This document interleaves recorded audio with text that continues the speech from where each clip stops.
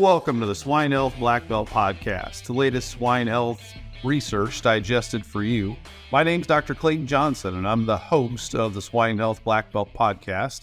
And joining me in our illustrious podcast studios this week is Dr. Pablo Piñeyro, Associate Professor at Iowa State University College of Veterinary Medicine and a pathologist at the Iowa State University Veterinary Diagnostic Lab.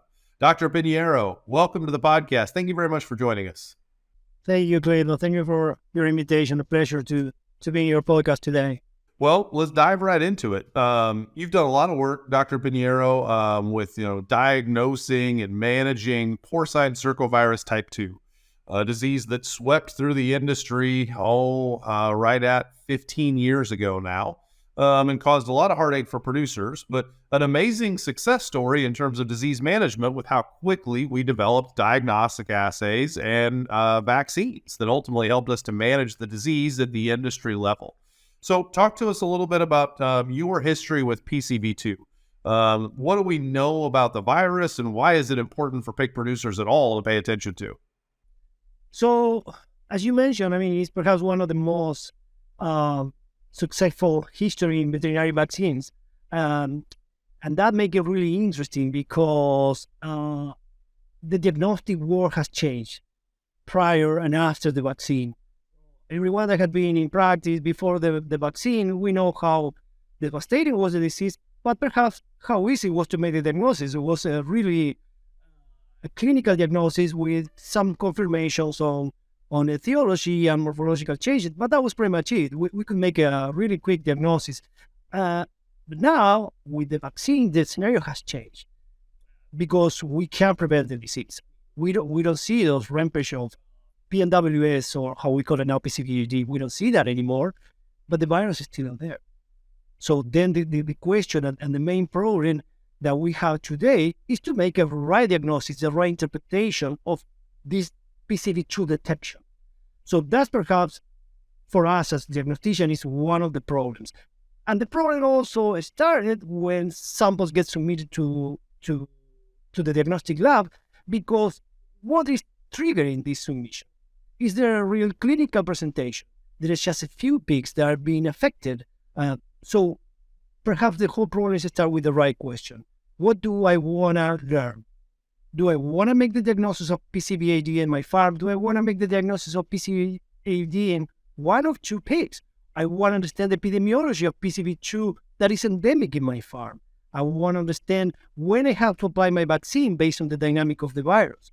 So all those questions and much more need to be asked before we start any diagnosis, etiological, epidemiological. So that's perhaps one of the big problems that we have today, is we don't have the right question that need to be answered.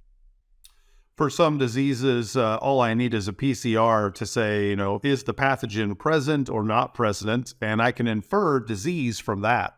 But with PCV2, it's an endemic agent, as you mentioned. It's a virus that we expect all pigs to get exposed to, from the healthiest pigs in our industry all the way to the most health challenged ones. We expect all pigs to be infected.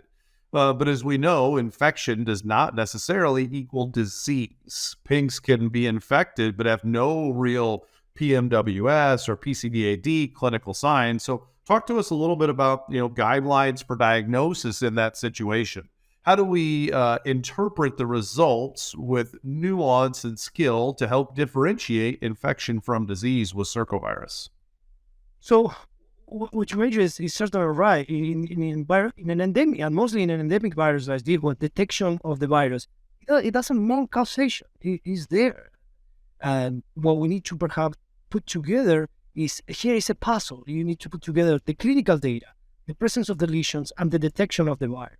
So, for example, I'll give you an example. We have animals that being vaccinated, and you do a PCR and they come back positive. But when you search for lesions, there's no lesions. When you talk with a clinician, is there a clinical sign? There's not. So right there, you have a detection that doesn't mean anything clinically. You're detecting a virus that is endemic. So now, we need to understand those variations within this vaccinated context. So we know that the virus can diminish the viremia, it can diminish the virus in the tissue, but it's not going to sterilize the virus. It's not going to be absolutely zero. So even with vaccinated animals, we still find positive by PCR. So what do we do next? Okay, now we need to find for the next step. Is presence of lesions. Is my vaccine failing and it's not really preventing? So now the virus is causing lesions. So I need to find those lesions. The presence of interstitial pneumonia, the presence of lymphadenitis, granulomatous lymphadenitis, the presence of interstitial nephritis. Well, I just mentioned a few lesions that are characteristic. And with that, you have to keep in mind what tissues are you going to select to submit the sample. Now, I got the lesions. I need one more piece of confirmation, which is the presence of the virus within those. And immunohistochemistry historically was the tools that we used. So presence of the lesion, presence of the virus within the lesion. Now we have more sensible technique for direct detection. We can add in situ hybridization. So it would be another tool to do this. But again, to call the disease, we have to have those parameters: the clinical disease, lesions, and the confirmation within the lesion. Something that I haven't even discussed here is back in today, we use clinical data. So how long these animals were I had increased mortality, how animals that were underperformance. I don't know if that data is being even considered today to make the diagnosis. So I think that those are the main things that we need to consider to make PCV2 or PMWS. Let's talk a little bit about in situ hybridization. It's an assay that we don't use commonly. And as I understand it, it's an assay where there, again, needs to be a little nuance in interpretation.